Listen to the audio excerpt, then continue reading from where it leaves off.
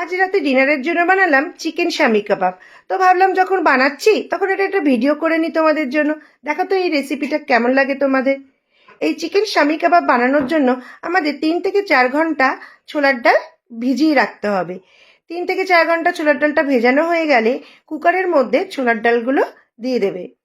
তারপরে এই chicken, boneless কিছু চিকেন নেবে, নিয়ে এই ছোলার ডালের মধ্যে দিয়ে দিতে পারো, কিংবা চিকেনটা আলাদাভাবে সিদ্ধও করে নিতে পারো। আমার কাছে যেহেতু টাইম ছিল না, সেই জন্য আমি ছোলার ডাল, চিকেন সব একসাথেই কুকারের মধ্যে দিয়ে দিয়েছি। আর নেব পেঁয়াজ, বড় বড় করে কাটা আদা, আর কয়েকটা রসুনের কোয়া। আর যে যেমন ঝাল খাও সেই পছন্দ মতো ঝাল দেবে। দেখো, এরপর আমি এখানে জল অ্যাড করলাম। জলটা কিন্তু সবাই খুব বুঝে শুনে দিও, কারণ এখানে বেশি জল হয়ে গেলে পুরো ডাল হয়ে যাবে ঘেটে। এমনভাবে জল দেবে যেন এটা পুরোপুরি সিদ্ধ হয়ে যায় এবং এক্সট্রা কোনো জল না থাকে। আর টেস্ট মতো নুন দিতে হবে। দিয়ে কুকারটা ঢাকা দিয়ে সিটি দিতে হবে। এবার চলো আমরা কিছু ড্রাই স্পাইসেস রোস্ট করে নিই। এই ড্রাই স্পাইসেসের মধ্যে থাকছে তেজপাতা, সাজিরে, গোটা ধনে, থাকছে গোলমরিচ, গোটা গোলমরিচ, কিছুটা গরম মশলা, আর থাকছে জয়িত্রী আর কালো এলাচ বা বড় এলাচ। এইগুলোকে খুব ভালো করে রোস্ট করতে হবে, ড্রাই রোস্ট করে নিতে হবে। যখন সুন্দর একটা স্মেল বেরোবে তখন আমরা এটা গ্রাইন্ডিং করে গুঁড়ো মশলা তৈরি করে নেবো এটার। দেখো, আমি এটা গুঁড়ো মশলাটা তৈরি করে নিচ্ছি। ওদিকে আবার আমাদের চিকেনটাও সে মনে হচ্ছে হয়ে গেছে, চিকেনটা সিদ্ধ হয়ে গেছে।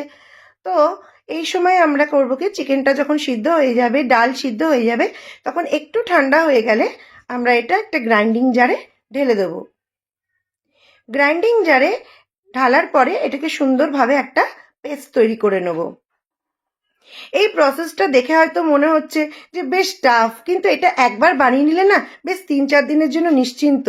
এরপর দেখো, চিকেনটা পেস্ট হয়ে গেলে একটু ড্রাইভাবে চিকেনটা পেস্ট হয়েছে, খুব সুন্দর এর গ্রাইন্ডিংটা হয়েছে। এবার যে ভাজা মশলাটা রেডি করেছিলাম, সেই ভাজা মশলা, কিছুটা ধনেপাতা কুচি দিয়ে খুব সুন্দর করে ভালো করে মাখতে হবে। দেখো, আমি কত যত্ন করে ভালো করে মাখছি। এবার ভালো করে মাখা হয়ে গেলে হাতে কিছুটা ঘি নেবে। ঘি নিলে কি হবে, হাতটা একটু স্লিপারি হয়ে যাবে আর জিনিসটা টেস্টও হবে। এবার হাতে ঘি মাখিয়ে নেওয়ার পরে একটু একটু করে আমরা গোলা নেব। টেক্সচারটা দেখতে পাচ্ছ কিরকম, বাইন্ডিংটা কত সুন্দর এসছে। এবার এটাকে চ্যাপটা চ্যাপটা কাবাবের আকার দিয়ে নেব। দিয়ে এই সমস্ত পেস্টের জিনিসটা আমরা এই কাবাবের আকারে গড়ে নেব। দেখো, অনেকগুলোই কাবাব হয়ে গেল। এবার যার যতটা প্রয়োজন ততটা ইউজ করবে, বাকিগুলো ফ্রিজে স্টোর করে রাখবে। এবার আমি আমার প্রয়োজন মতো কটা কাবাব নিয়ে নিলাম। নিয়ে দেখো, আমি এখানে একটা ডিম গুলেছি, একটু নুন দিয়ে একটা ডিমের গোলা করে নিলাম।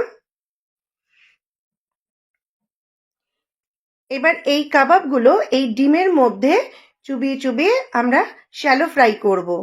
তোমরা চাইলে এটাকে ডিপ ফ্রাইও করতে পারো। তবে আমি এখানে শ্যালো ফ্রাইই করেছি। দেখো, আমি একে একে কাবাবগুলো আমি এই ডিমের গোলার মধ্যে ডুবিয়ে আমি এটাকে শ্যালো ফ্রাই করছি। যখন একদিকটা ভাজা হয়ে যাবে, গ্যাসটা একটু মিডিয়াম ফ্লেমে ভাজবে। আর আমাদের চিকেন তো অলমোস্ট পুরোটাই রেডি, যেহেতু কুক হয়ে রয়েছে, সেই জন্য একদিক যখন ভালো করে ভাজা হয়ে যাবে তখন আমরা এটার সাইড চেঞ্জ করে দেবো।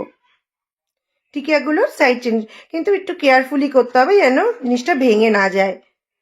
এবার দেখো, আমি সমস্ত কাবাবগুলো উল্টে দিয়েছি।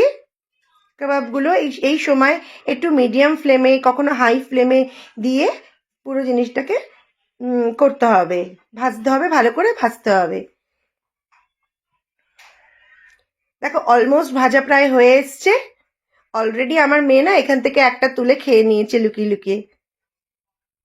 এই দেখো কত সুন্দর শামি কাবাব এর শেপগুলো হয়েছে, আর খেতে কিন্তু দারুণ হয়েছিল। এটা পরোটার সাথে, লাচ্ছা পরোটা, বাড়িতে তৈরি নর্মাল পরোটা, সব কিছুর সাথে দারুণ লাগে। তোমরা একবার ট্রাই করো, আশা করি তোমাদের ভালো লাগবে। রেসিপিটা দেখে মনে হচ্ছে ভীষণ লেন্দি, কিন্তু একদিন কষ্ট করে করে নিতে পারলে বাকি 3-4 দিনের জন্য নিশ্চিন্ত।